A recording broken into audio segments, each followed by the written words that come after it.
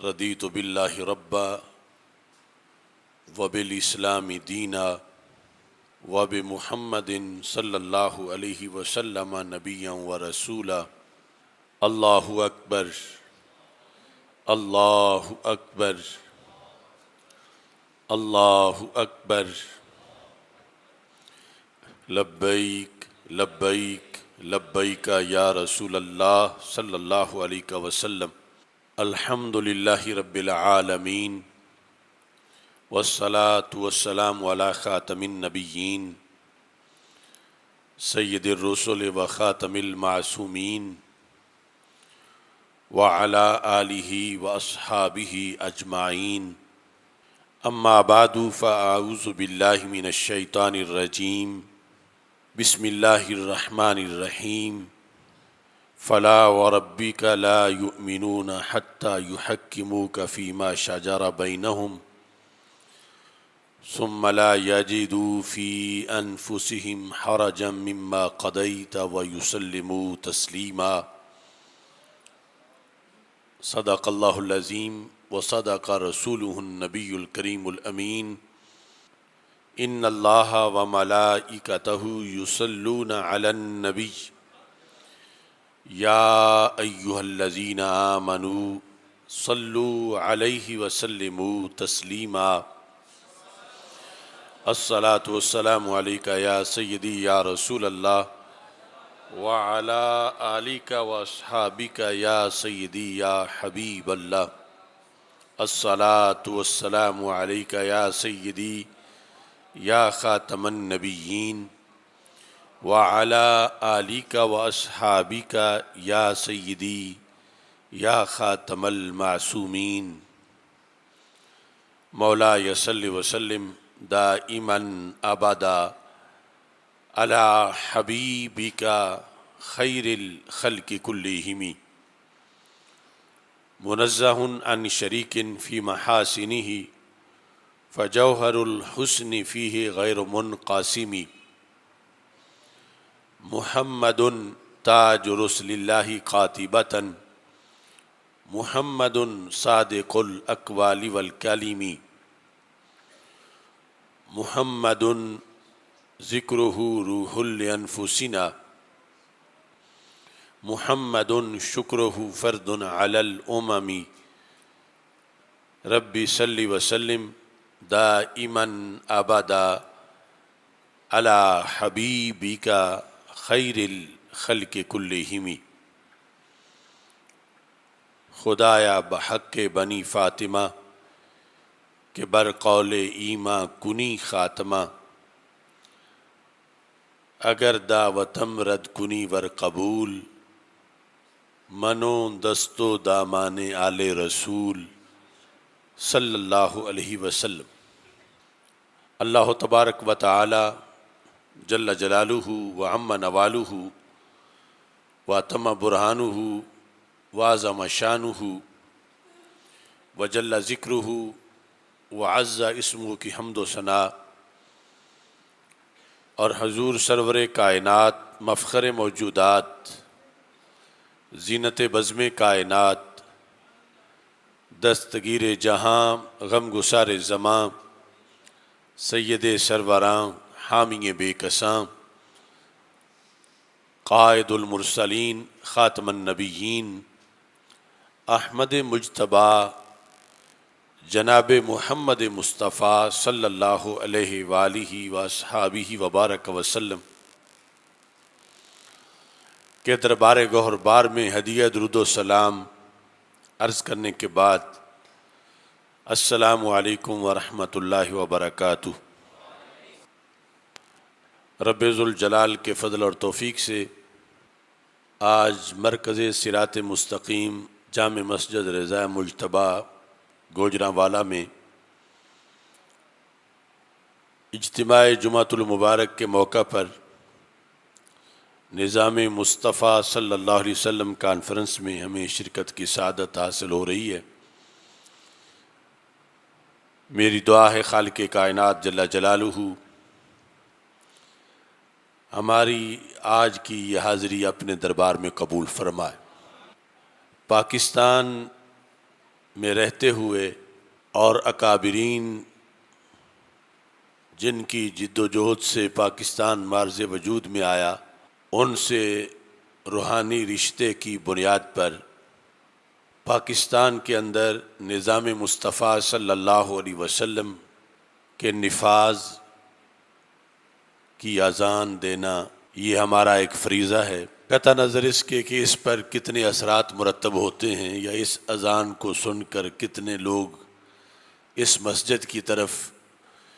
جو 20 لاکھ شہیدوں کے خون پہ بنی ہے پاکستان کی شکل میں، اس میں اس نظام کی خاطر باہر نکلتے ہیں۔ یہ فریضہ ہے کہ ہم قرآن و سنت کا پیغام سناتے رہیں۔ منزل نصیب ہو گئی تو نور علی نور ہے، ورنہ قیامت کے دن اللہ کے ہاں جواب دینے میں آسانی ہوگی کہ ہم نے تو دعوت قوم تک پہنچائی تھی یا اپنے اپنے حصے کی کاوش کی تھی۔ دنیا میں پاکستان اس وقت کے ممالک میں وہ واحد سلطنت ہے جو اپنے نظریہ کے لحاظ سے لا الہ الا اللہ محمد الرسول اللہ صلی اللہ علیہ وسلم کلمہ اسلام کی بنیاد پہ معرض وجود میں آئی، اور جو رسول اکرم صلی اللہ علیہ وسلم نے فرمایا تھا لا تساکن المشرکین، کہ مشرکین کے ساتھ اکٹھے نہ رہو بلکہ اپنی سکونت، اپنی رہائشیں، اپنے مسکن ان سے جدا کرو۔ اس طرح کے فرامین کو پیش نظر رکھتے ہوئے بر صغیر کے مسلمانوں نے ایک منفرد جد و جہد کی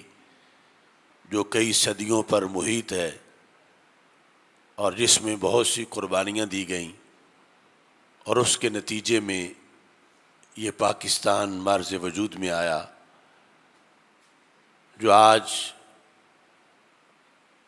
ان لوگوں کی کاوشوں کے بعد اس وقت رہنے اور مسکن کے لحاظ سے بطور وراثت ہمارے پاس اسلامیان پاکستان کے پاس موجود ہے۔ جتنی بڑی امانت ہو اسی کے لحاظ سے بڑی ذمہ داری ہوتی ہے، تو بڑوں کی اپنے اپنے عہد کی صدیوں کی جد و جہد اور قربانیوں سے بننے والا یہ ملک بطور امانت ہم لوگوں کی حیات مستعار میں اس وقت ہمارے پاس موجود ہے۔ اس لحاظ سے اس امانت کی حفاظت یا اس کے جو تقاضے ہیں یا اس سلسلہ میں جو قرآن و سنت کی تعلیمات ہیں انہیں پیش نظر رکھنا یا وہ بات بتاتے رہنا یہ ضروری ہے۔ رسول اکرم صلی اللہ علیہ وسلم فرماتے ہیں کہ کوئی علم اس وقت تک فوت نہیں ہوتا جب تک زبانوں پہ لانا بند نہیں کر دیا جاتا۔ جب زبان سے بیان ہوتا رہے تو کم از کم وہ بات تو زندہ رہتی ہے، اگرچہ اس کے اثرات کتنے ہوں۔ اگست کے مہینے میں آزادی کی تقریبات اور پاکستان کی پاکستانیت کے تحفظ کا پیغام، یہ ہم نظریہ پاکستان کی روشنی میں ایک عبادت سمجھتے ہیں، اور اس بنیاد پر چھوٹے بڑے اجتماعات میں بطور خاص اس مہینے کے اندر اس چیز کا اعادہ کرتے ہیں۔ اور دوسری طرف اکابرین نے اسے منزل سمجھا کہ ایک ملک معرض وجود میں آئے اور وہ منزل انہیں ملی، اور پھر ہمارے لحاظ سے یہ ہے کہ یہ منزل بھی ہے لیکن حقیقی منزل تک جانے والی گاڑی بھی ہے۔ وہ اخروی کامیابی کے لیے جو اس دیش کا تقاضا کیا گیا تھا، اس گاڑی کے ذریعے سے احکام اسلامیہ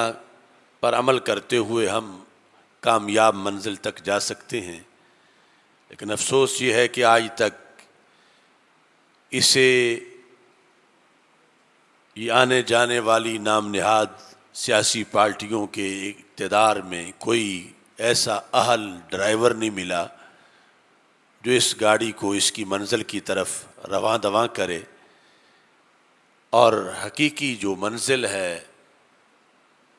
اخروی کامیابی اور دنیا جو آخرت کی کھیتی ہے اس کے لحاظ سے اسے اپنے اہداف کی طرف گامزن کرے۔ الیکشن کا موقع بار بار آتا رہا ہے، لیکن ووٹوں کی خرید و فروخت اور اس طرح کے جو دیگر عوامل ہیں اس کی وجہ سے جو اہل حق ہیں ایسی روحانی مسجد میں امامت کے جو اہل ہیں انہیں کبھی بھی یہ منصب تفویض نہیں کیا گیا، اور جس کے نتیجے میں چلتے چلتے آج معیشت اور معاشرت اور نظام حیات اس ملک کے اندر تہ و بالا ہو چکا ہے۔ مہنگائی کا ایسا طوفان کہ جو پہلا تھمتا نہیں اور پھر نیا شروع ہو جاتا ہے، رزق کے سرچشمے جس بنیاد پہ برکت دیتے ہیں اس سے دن بدن اس ملک کی سرزمین کو دور کیا جا رہا ہے۔ اس کے اندر ایک بڑا عوامل میں سے جو ہمارے سامنے فیکٹر ہے وہ عوام کے ذہنوں سے پاکستانیت کو محو کرنا، ختم کرنا اور اسے عام ملکوں جیسا ایک ملک سمجھنا، اور پھر نظام مصطفیٰ صلی اللہ علیہ وسلم کی حکومت اور نظام مصطفیٰ صلی اللہ علیہ وسلم کی حاکمیت، اس سے لوگوں کو متنفر کرنا، بیزار کرنا اور اسے دنیا داری قرار دینا، اس طرح کے فتنے ہیں جو نام نہاد اہل سیاست نے اپنا قبضہ برقرار رکھنے کے لیے وہ بیج عوام کے ذہنوں میں بوئے، جو چلتے چلتے کئی فصلیں اس کی تیار ہو چکی ہیں۔ جبکہ قرآن مجید برہان رشید کا واضح اعلان ہے کہ اللہ تعالیٰ قسم اٹھا کے کہتا ہے فلا و ربی کا، محبوب مجھے آپ کے رب کی قسم، لا یؤمنون، یہ لوگ ہرگز اصحاب ایمان نہیں ہو سکتے، حتی یحکموک فیما شجر بینہم، اس وقت تک ایماندار نہیں ہیں جب تک کہ اپنے باہمی جھگڑوں اور معاملات میں، نظام میں آپ کے فیصلوں کو تسلیم نہیں کر لیتے، اور فیصلوں کو تسلیم کرنے کے بعد ثم لا یجدوا فی انفسہم حرجا مما قضیت، آپ نے جو فیصلے کیے خواہ وہ عبادات کے بارے میں ہیں، خواہ وہ معیشت کے بارے میں ہیں، خواہ وہ معاشرت کے بارے میں ہیں، خواہ وہ زراعت کے بارے میں ہیں، خواہ وہ تجارت کے بارے میں ہیں، ان سب کے بارے میں صرف اوپر سے تسلیم ہی نہ کریں بلکہ دل میں مندہ خیال بھی نہ لائیں اور کبھی ان فیصلوں کے خلاف نہ سوچیں، وَيُسَلِّمُوا تَسْلِيمًا، اور پوری طرح ظاہر و باطن میں سر تسلیم خم کر لیں، تو پھر اللہ جو دلوں کے بھید جانتا ہے وہ انہیں ایماندار قرار دے گا اور ان کے ایمان کی تصدیق کی جائے گی۔ وہ حکومت مصطفیٰ صلی اللہ علیہ وسلم جس پر مدار ہے، جس کو ماننے پر مومن ہونے کا، اس کے شعبہ جات، اس کے احکام، اس کے فقہی جزئیات اور جدید پیش آنے والے کرنٹ ایشوز پر جب تک مہارت نہ ہو تو وہ سارا نظام نافذ نہیں کیا جا سکتا۔ اور جب تک وہ نافذ نہ ہو تو قرآن کے نزول کا مقصد اور پاکستان کے بنانے کا مقصد یہ کس طرح حاصل ہو سکتا؟ اور یہاں صورتحال اس کے بالکل برعکس ہے کہ کوئی جو جتنا اسلام سے دور ہو، جتنا سرکش اور باغی ہو، جتنا لبرل خیال ہو، اسے اس منصب کے لیے منتخب کیا جاتا ہے اور پھر وہ غیروں کا ایجنٹ بن کر پاکستان میں ان کے ایجنڈے کے لیے کام کرتا ہے۔ یہ تو علیحدہ بات ہے کہ جو دین سے بے وفائی کرتا ہے پھر اسے بھی وہ دن دیکھنا پڑ جاتے ہیں کہ جس کے اس نے اپنی سزا بھگتنی ہوتی ہے دنیا میں بھی اور آخرت میں بھی۔ لیکن جب اقتدار ہاتھ میں ہوتا ہے تو اس وقت انہیں خیال نہیں ہوتا کہ وہ کس غاصبانہ منصب پہ بیٹھے ہوئے ہیں اور کس طرح دین کے خلاف سازشوں کا وہ مورا بنے ہوئے۔ ہم اکثر اوقات میں اس نقطے پر قرآن و سنت سے دلائل پیش کرتے ہیں کہ اسلامی حکمران ہونا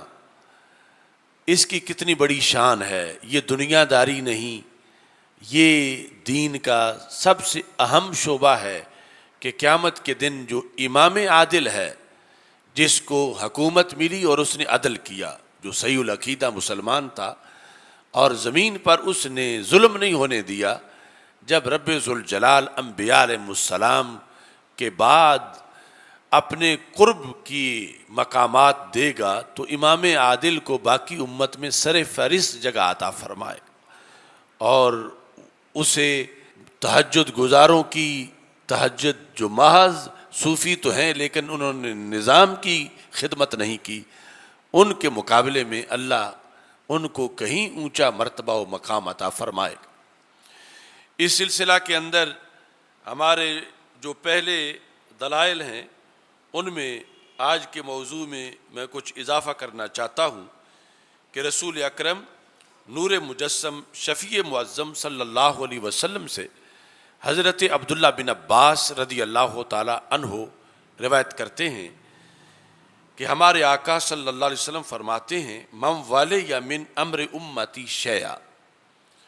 جو شخص میری امت کی حکومت کے لحاظ سے کسی بھی علاقے کے اندر اور حکومت کے کسی حصے میں جو بندہ حکمران بنا، یعنی وہ چھوٹے علاقے کا حکمران ہے شہر میں یا بڑے علاقے کا، صوبے کا یا پورے ملک کا، شیئن کسی طرح کی بھی اس کے پاس حکومت ہے، سرکار فرماتے ہیں فحسنت سریرتہ، اگر اس کی سیرت اور اس کا باطن، سریرہ یعنی اس کے تنہائی میں بھی جو شریعت پر عمل ہے یہ سب مکمل ہے، وہ ظاہر باطن کے لحاظ سے مکمل صوفی ہے اور شریعت مطہرہ پر عمل کرنے والا ہے اور ساتھ وہ حکومت کرتا ہے، رزق الہیبۃ، اللہ اس کو ہیبت اور جلال کا رزق عطا فرماتا ہے، اللہ اسے اپنی طرف سے مخلوقات پر ایک جلال دیتا، یعنی جس طرح کی مثالیں آپ سنتے رہتے ہیں کہ زلزلہ آنے پر حضرت عمر رضی اللہ تعالیٰ عنہ نے ایڑی ماری تو زمین رک گئی، تو یہ اولین صوفیاء ہیں اور اسلامی نظام کے حکمران ہیں کہ ان کی ہیبت ہے نیل پر کہ پانی دے، ان کی ہیبت ہے چمکتے سورج پر کہ وہ ترچھی نگاہ سے دیکھیں تو سورج آنکھیں بند کر لے، ان کی ہیبت ہے کانپتی زمین پر، اور پھر قیامت تک کے لیے یعنی جو اللہ کا وفادار ہے تو اللہ اس کو پھر ہیبت عطا فرماتا ہے حکومت کے ساتھ۔ وَإِذَا بَسَطَ يَدَهُ بِالْمَعْرُوفِ، جب وہ اچھائی کے کام کرتا ہے سلطنت کے اندر، رزق المحبت، اللہ اس کی محبت دلوں میں پیدا فرما دیتا، یعنی ہے وہ بادشاہ، ہے وہ حکمران۔ اب یہ لوگ سمجھتے ہیں یہ دنیا داری ہے، تو دین کے تحت ہے تو کتنی بڑی دینداری ہے کہ اللہ اس کی محبت لوگوں کے دلوں میں پیدا فرماتا ہے۔ وَإِذَا عَدَلَ، زید فی عمرہ، اور جب وہ سلطنت کے اندر، یہ جس شعبے کا حکمران ہے، جتنی اس کی حکومت ہے، تھوڑی ہے یا زیادہ ہے، اس کے اندر وہ عدل کرتا ہے، ظلم اور جور و ستم نہیں کرتا، تو رسول پاک صلی اللہ علیہ وسلم فرماتے ہیں اللہ اس کی عمر میں اضافہ فرما دیتا ہے۔ اذا عدل زید فی عمرہ، عدل کرے تو عمر میں اضافہ ہوتا ہے۔ وَإِذَا أَنْصَفَ الضَّعِيفَ مِنَ الْقَوِيِّ، اور جو اس کی سلطنت میں کمزور لوگ ہیں، جو اس کی سلطنت میں نادار لوگ ہیں، جنہیں کسی ظالم نے دبایا ہوا ہے یا ان کا حق کسی ظالم نے، طاقتور نے غصب کیا ہوا ہے، فرمایا جس وقت وہ بادشاہ اذا انصف الضعیف من القوی، طاقتور سے کمزور کو حق لے کر دیتا ہے، سرکار فرماتے ہیں کان معی فی الجنہ، پھر اس کو جنت میں میرے دیدار اور سنگت کی سند مل جاتی ہے۔ یعنی بادشاہی کے ذریعے سے اخروی کامیابی کتنی ہے، یعنی اگرچہ جو عین درجہ ہے رسول پاک صلی اللہ علیہ وسلم کا،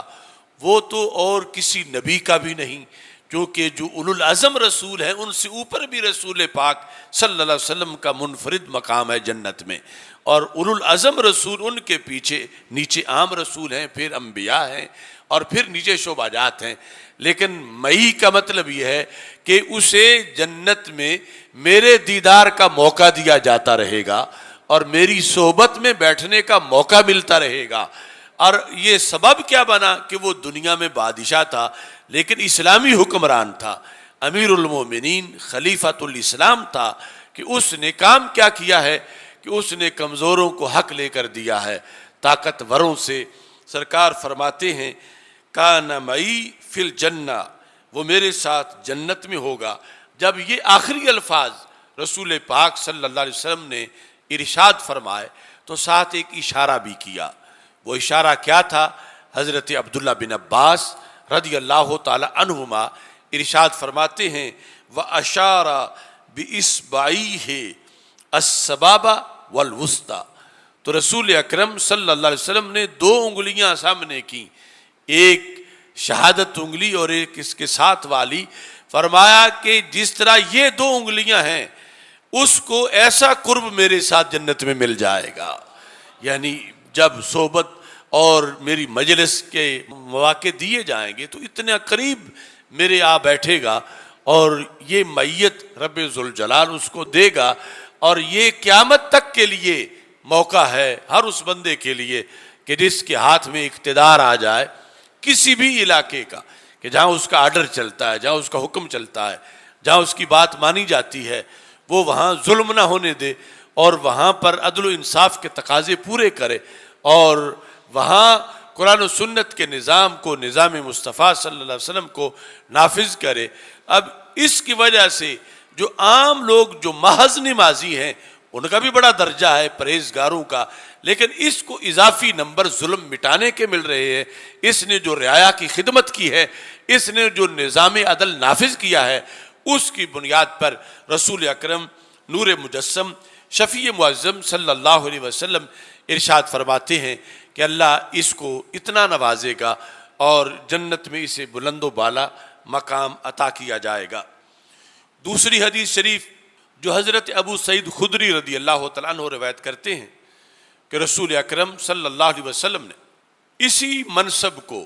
جب شریعت کے مطابق ہے تو اس کا فائدہ کتنا ہے، اور اگر شریعت کے خلاف ہے تو پھر اس کا نقصان کتنا ہے۔ سرکار ارشاد فرماتے ہیں ان احب الناس الی اللہ یوم القیامہ واقربہم منہ مجلسا امام عادل، کہ قیامت کے دن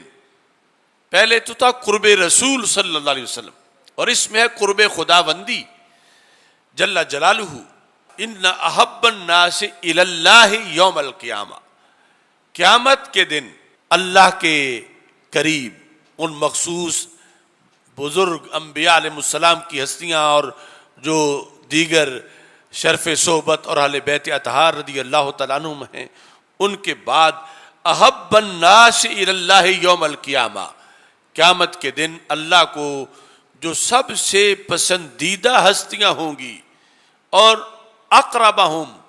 جو باقی کے مقابلے میں اللہ ان کو اپنا زیادہ قرب دے گا، وہ کون ہے؟ فرما امام عادل۔ امام یہاں حکمران کے معنی میں ہے کہ وہ حکمران جس نے عدل کیا، جس نے زمین پر حکومت کی، انصاف سے اس نے حکومت کی۔ اور پھر فرمایا وَإِنَّ أَبْغَضَ النَّاسِ إِلَى اللَّهِ يَوْمَ الْقِيَامَةِ، قیامت کے دن جو اللہ کو سب سے زیادہ ناپسندیدہ لوگ ہوں گے، ان میں سے جو سر فہرست ناپسندیدہ ہوگا اور ان میں سے جس کے لیے عذاب سب سے زیادہ ہوگا، وہ کون ہے؟ فرمایا امام جائر، کہ جو حکمران تو ہو لیکن ظالم ہو، شریعت کی حدیں پامال کرتا ہو اور اپنے عہد میں خود ظلم کر رہا ہو یا ظالموں کا سپورٹر بنا ہوا ہو، پھر وہ سب سے زیادہ مبغوض ہے اور سب سے زیادہ اللہ تعالیٰ اس کو یعنی سخت عذاب دینے والا ہے۔ تو ایک ہی منصب ہے، اگر اس کو شریعت کے مطابق استعمال کیا جائے اور شرعی قانون کو پیش نظر رکھا جائے تو وہ دنیا داری نہیں، ایسی دینداری ہے کہ بڑے بڑے دیندار پیچھے رہ جائیں گے اور وہ منصب اس کو آگے لے جائے گا۔ اور دوسری طرف اسی پر براجمان لوگ، جس طرح کے ہم حکمران آتے جاتے دیکھتے ہیں، یعنی جو بھی شریعت مصطفیٰ علیہ السلام کو نافذ نہیں کرتے اور پھر ظلم و ستم، لوٹ مار، کرپشن اور یہ سارا جو کچھ پاکستان میں ہو رہا ہے، یعنی اس طرح کی صورتحال جو کرتے کرواتے ہیں، ان کے لیے پھر وہ مبغوض ترین، ناپسندیدہ ترین اور سخت ترین عذاب کے مستحق قرار پاتے ہیں۔ سید عالم نور مجسم شفیع معظم صلی اللہ علیہ وسلم کا ایک فرمان اسلامی حکومت کے نفاذ کے لحاظ سے یہ بھی ہے کہ سرکار ارشاد فرماتے ہیں کہ یہ عادل حکمران دنیا کے اندر رہتے ہوئے ایک ایک دن اس کا اور ایک ایک گھنٹہ اس کا دوسروں کے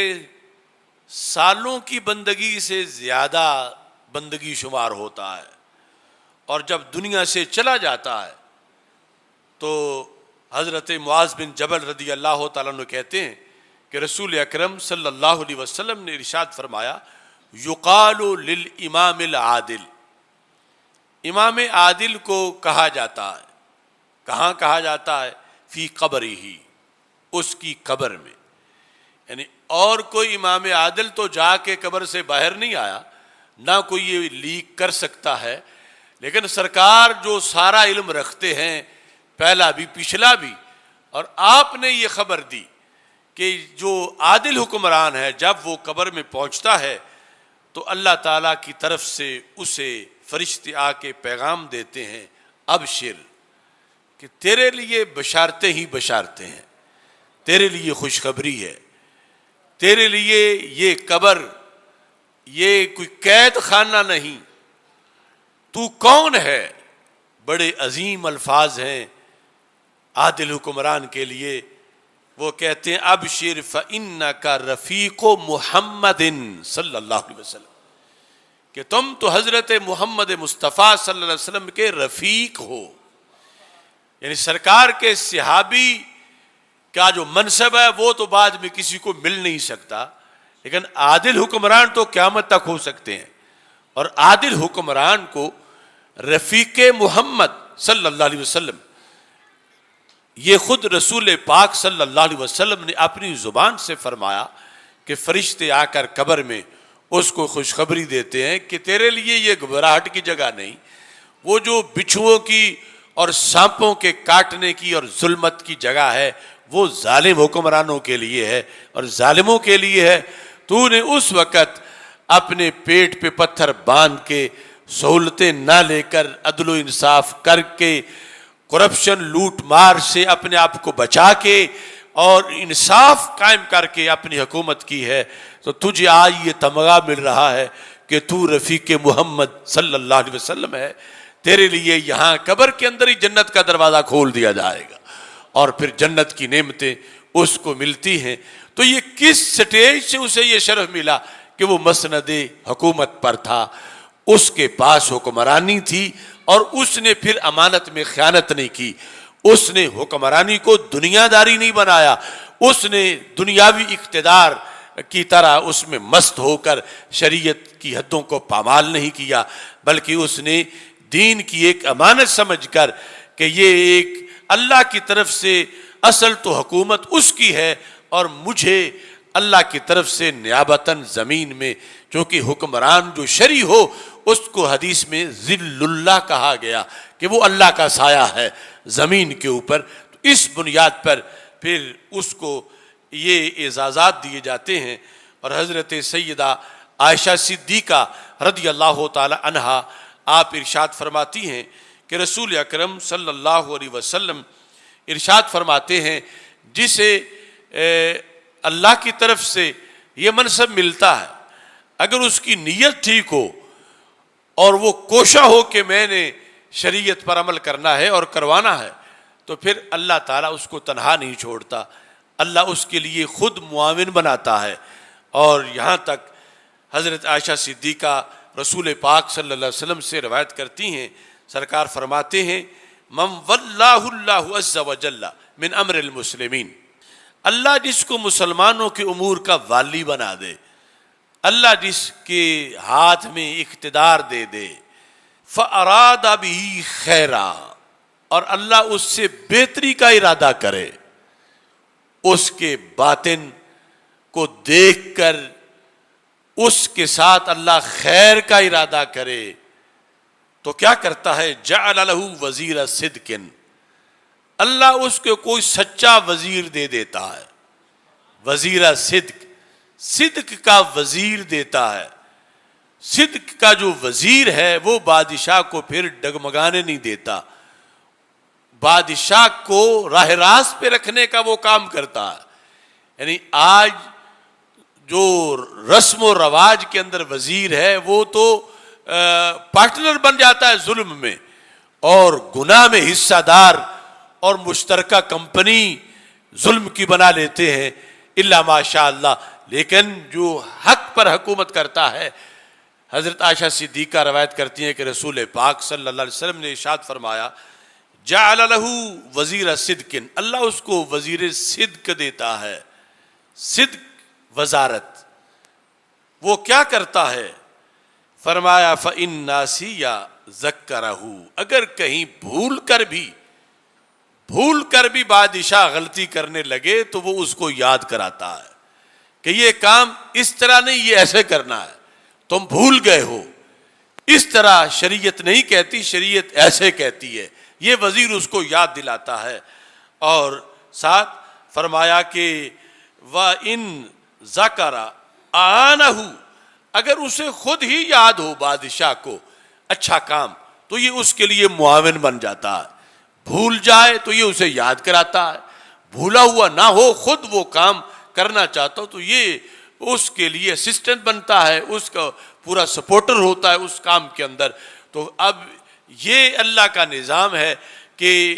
جس میں دوسری طرف فرمایا من تقرب منی شبرا تقربت منہ ذراعا ومن تقرب منی ذراعا تقربت منہ باعا ومن اتانی یمشی اتیت ہرولۃ، کہ جو ایک بلشت میرے قریب ہوتا ہے میں ایک گز اس کے قریب ہوتا ہوں، جو ایک گز قریب ہوتا ہے میں 2 گز اس کے قریب ہوتا ہوں،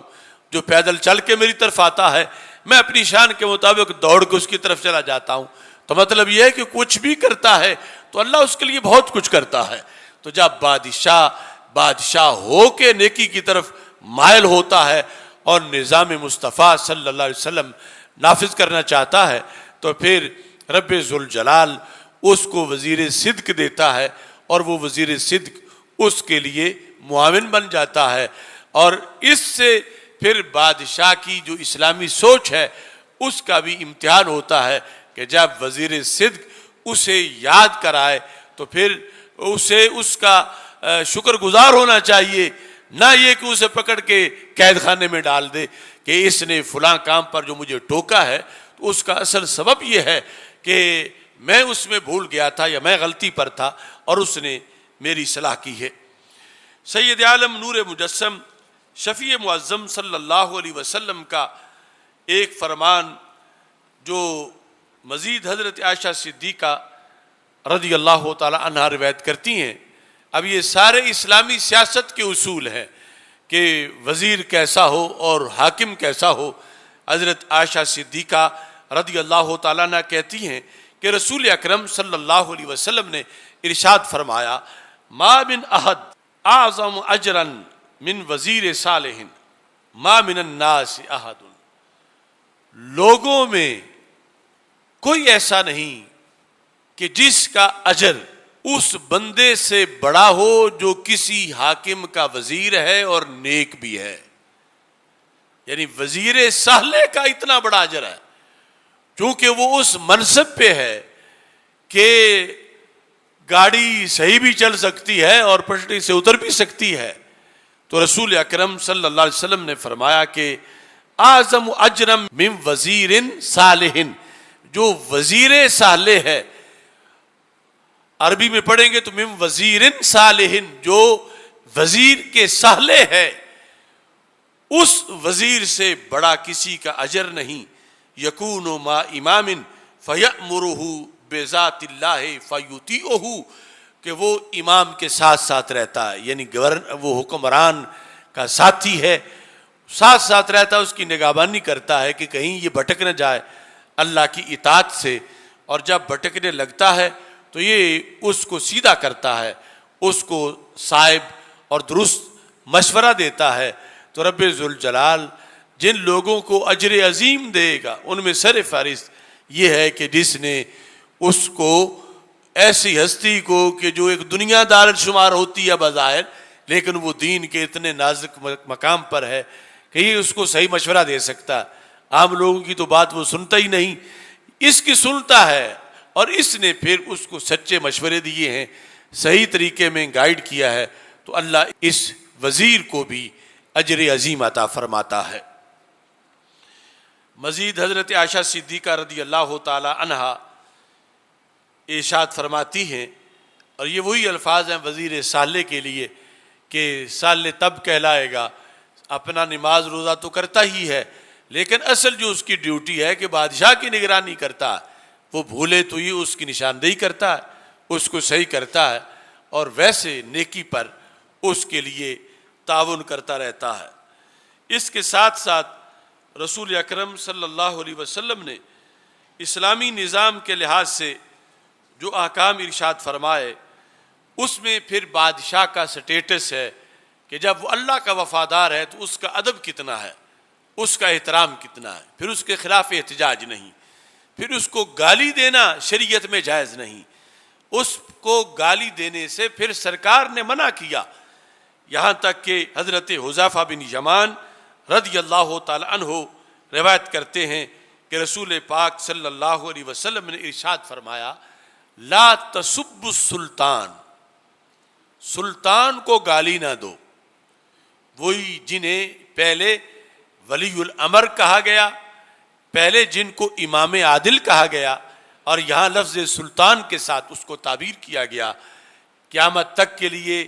نظام جو دے رہے تھے رسول اکرم صلی اللہ علیہ وسلم، فرمایا کبھی بھی سلطان کو گالی نہ دو۔ کیسا سلطان اور گالی کیوں نہ دو؟ فرمایا فَإِنَّهُ ذِلُّ اللَّهِ فِي الْأَرْضِ،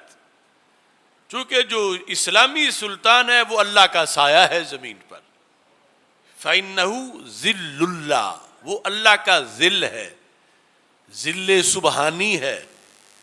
وہ اللہ کا سایہ ہے، وہ اللہ جس کا کوئی سایہ نہیں ہے، لیکن اس کو اگر یہ شریعت کے تقاضوں کے مطابق ہے تو اب اس کا کتنا منصب بڑا ہے۔ یعنی شریعت میں غوث، قطب، ابدال، یہ مناصب جو ہیں ان کو بھی سامنے رکھو، اور ساتھ یہ جسے ذل اللہ کہا جا رہا ہے حدیث شریف میں، اگر وہ اس پورے میرٹ پہ اترتا ہے تو کتنی بڑی شان ہے۔ اور پھر اس کے خلاف بولنا جائز نہیں. وہ کرتا کیا ہے؟ ذل اللہ کب کہلائے گا؟ سرکار ارشاد فرماتے ہیں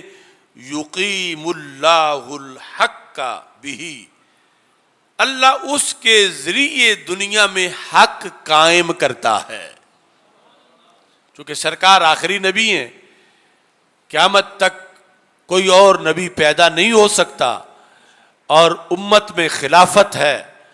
اور خلافت علی منہاج النبوہ، اس کے مطابق اگر کوئی اقتدار نبھا رہا ہے تو وہ ذل اللہ ہے. اور پھر اس ذل اللہ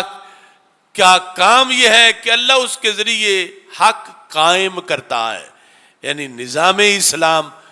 اس کے ذریعے سے زمین پر نافذ کرواتا ہے. اور ساتھ یہ ارشاد فرمایا کہ وَيُظْهِرُ الدِّينَ، اللہ اس کے ذریعے سے دین غالب کرتا ہے. یعنی یہ ذل اللہ کا کام ہے کہ وہ حق کو قائم کرے اور دین کو غالب کرے. یہ دنیا دار نہیں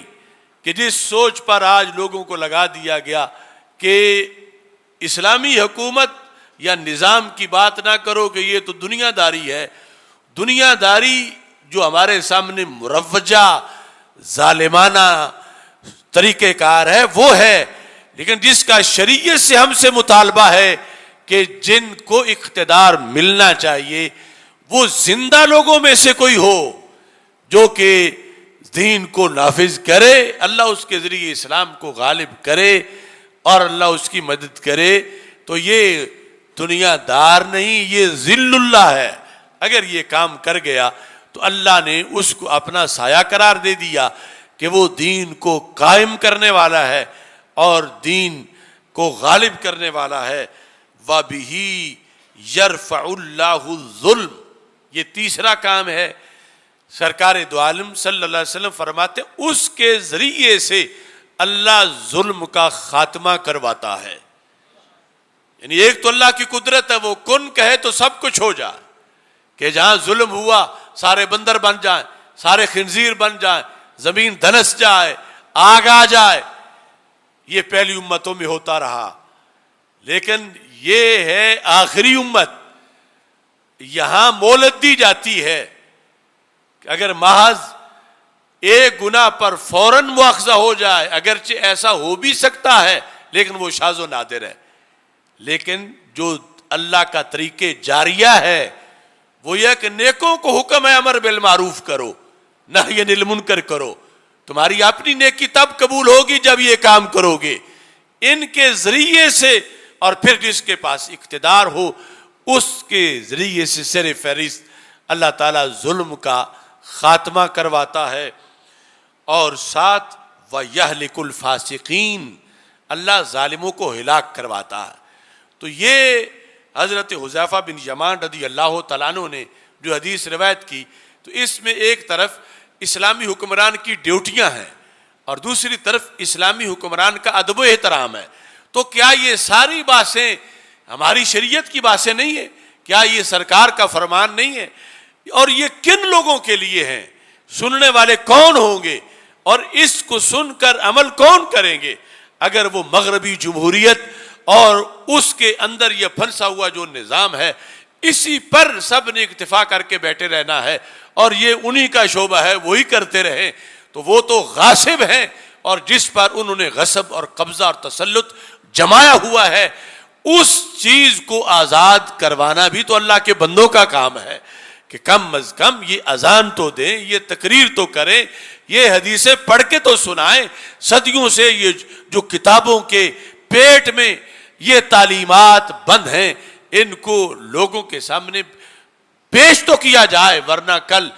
وہ طبقہ کہے گا ہمیں تو کسی نے سنا ہی نہیں تھا، ہمیں تو کسی نے بتائی نہیں تھا، ہم تو یہی سمجھتے رہے کہ یہ حکومت والا شعبہ مسلمانوں کا اپنا ہے ہی نہیں، یہ دنیا داروں کا ہے اور ان کے تابع ہی رہے. تو یہ میں اس لیے بتا رہا ہوں کہ رسول پاک صلی اللہ علیہ وسلم نے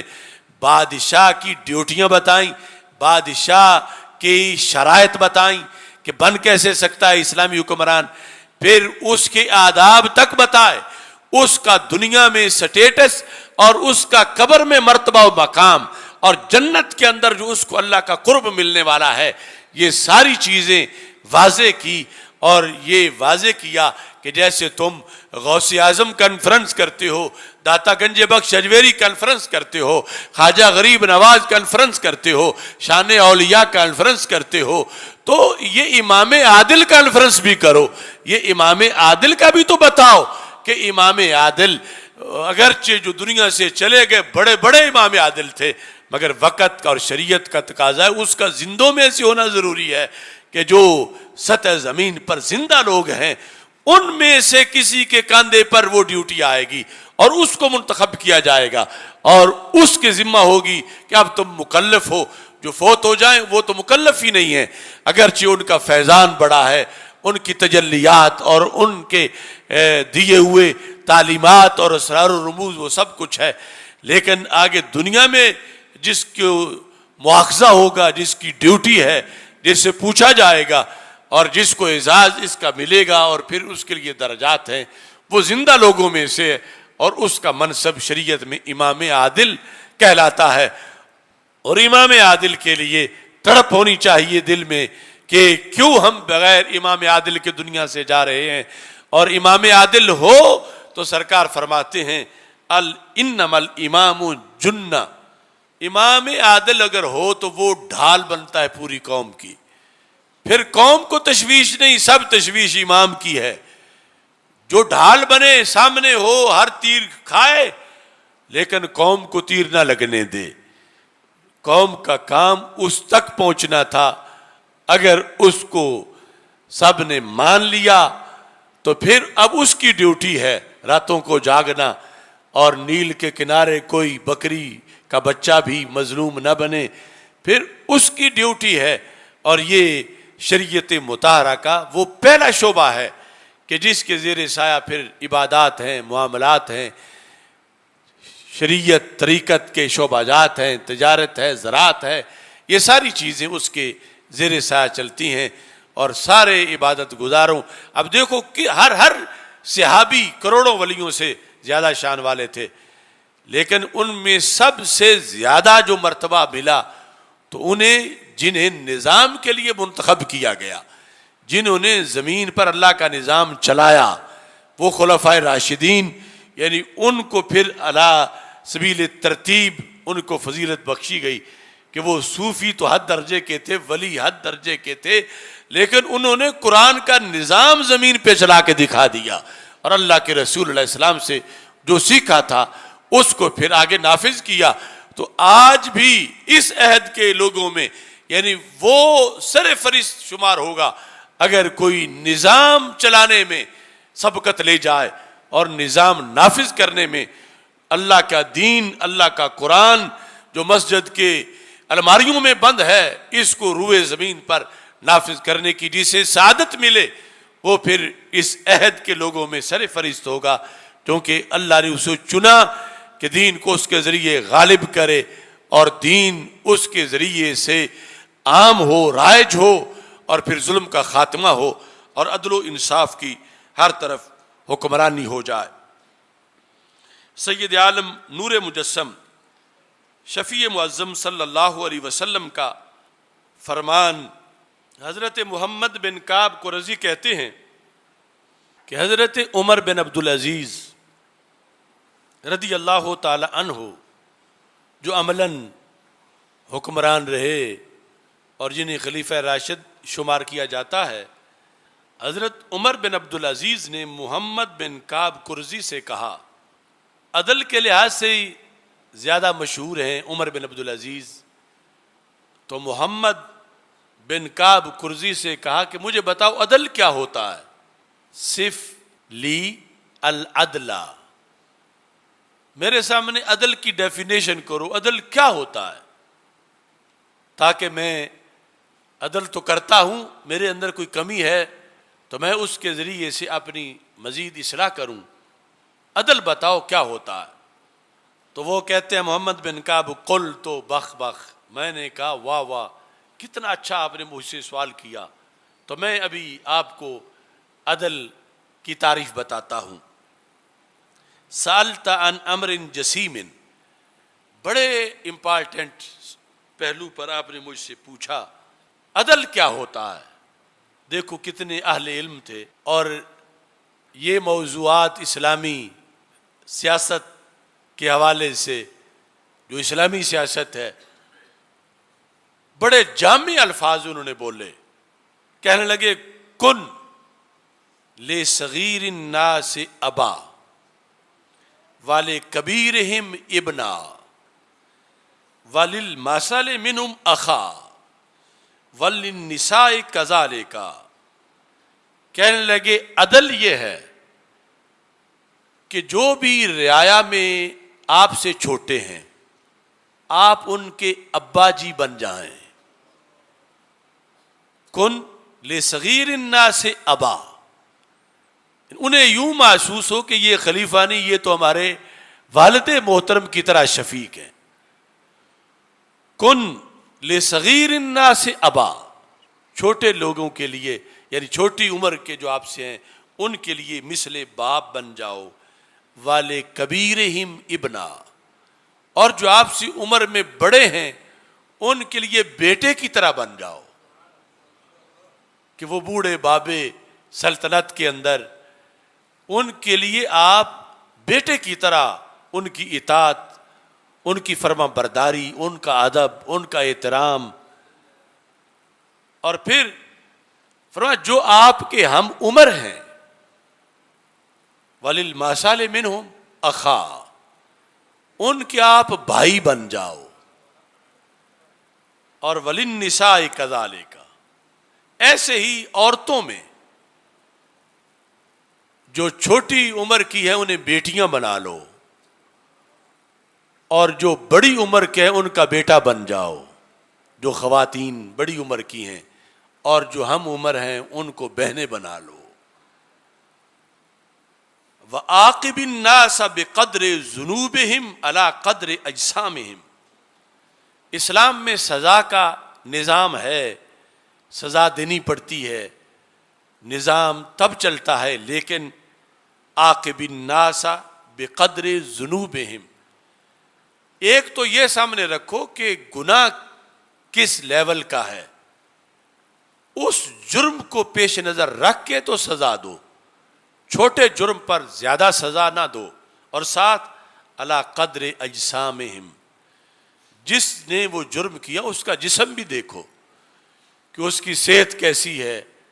تو سب سے یعنی یہ جو تعزیر کے لحاظ سے سزائیں ہیں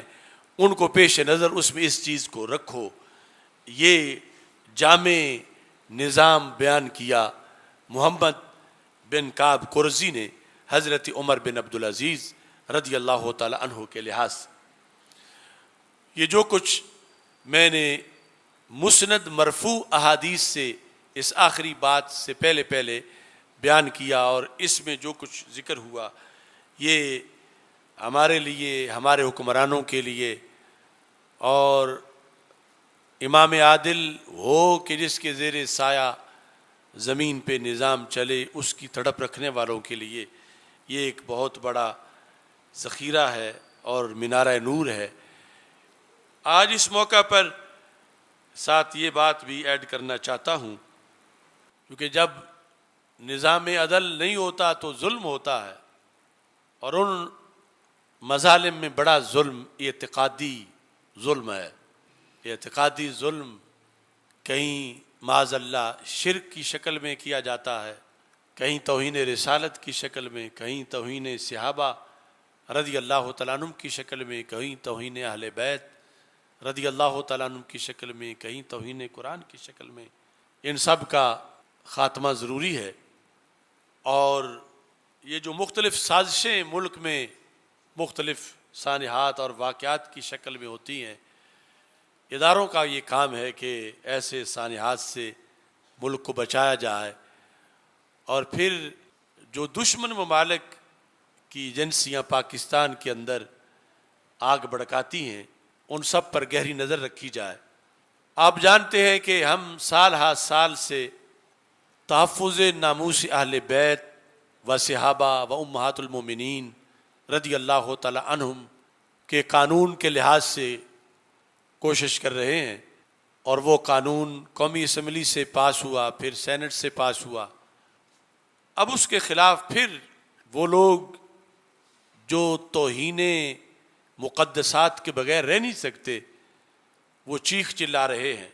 اگر محبت اہل بیت رضی اللہ تعالیٰ عنہم میں سچی ہوتی تو شکر ادا کرتے کہ قانون بن گیا ہے کہ جو اہل بیت رضی اللہ تعالیٰ عنہم کے خلاف معاذ اللہ گستاخی کرے گا، توہین کرے گا تو عمر قید سزا ملے گی اس کو.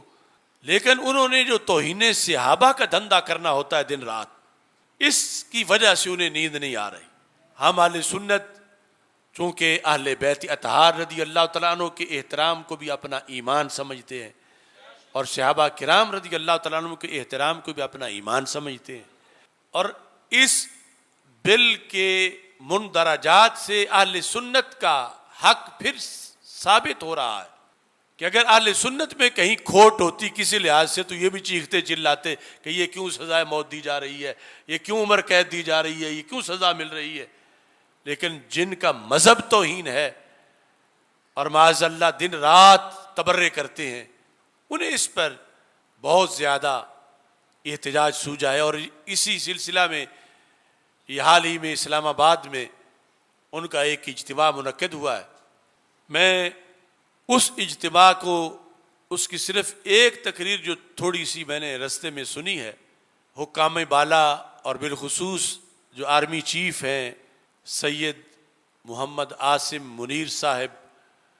انہیں بھی متوجہ کرنا چاہتا ہوں کہ اس کے جو صدارتی اور اہم خطابات ہیں اس میں اس طبقے کے ایک بڑے گرو نے مجمع عام کے اندر مسئلہ فدق پر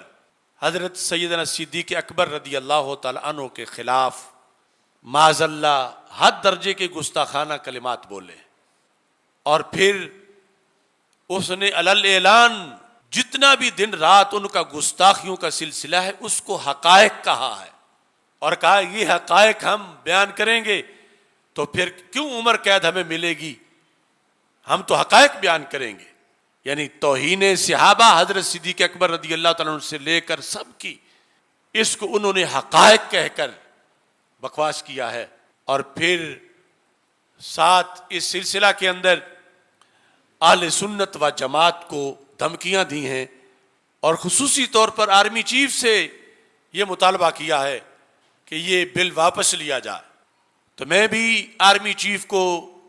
مطلع کرنا چاہتا ہوں کہ ان کی اس بکواس کی بنیاد پر جیسے پہلے میں نے 4 ماہ قید و بند کی صحبتیں برداشت کیں، اور جو سما اور اب تک ٹی وی پر انہوں نے بکواس کیا تھا، میں آج ان کے بکواس کو پھر مسترد کر رہا ہوں. اور یہ میری آواز پاکستان کے ایک خطیب کی آواز نہیں، یہ کروڑوں اہل سنت کی آواز ہے. اگر برسرعام حضرت صدیق اکبر رضی اللہ تعالیٰ عنہ کی خلافت کو یہ لوگ تبرئے کریں گے جیسے اس موذی نے تبرہ کیا ہے اور جیسے اس خطیب نے زبان درازی کی ہے، ہم اس پر کبھی بھی خاموش نہیں رہیں گے. اور ان کیڑے مکوڑوں کو لگام دی جائے. یہ دیش اہل سنت کے ووٹ سے ملا ہے، اور اہل سنت اس کے امن کو پارا پارا نہیں ہونے دیں گے. اس واسطے یہ آپ لوگ بھی ذہن میں رکھیں کہ خلافت راشدہ برحق ہے تو قرآن برحق ہے. امیر المومنین صدیق اکبر نے قرآن جمع کیا ہے، وہ قرآن ہمارا ایمان ہے، اور یہ بھونکنے والے قرآن کے خلاف بھونک رہے ہیں، اللہ کے رسول علیہ السلام اور دین کے خلاف بھونک رہے ہیں. اور انہیں فوج کو چاہیے کہ ان کو لگام دیں، ادارے ان کو لگام دیں. اللہ تعالی ہمارے ملک کی خیر فرمائے. اللہ تعالی ہم سب کو اس مشن پر آخری سانس تک قائم رہنے کی توفیق عطا فرمائے. وآخر دعوایا ان الحمد للہ رب العالمین.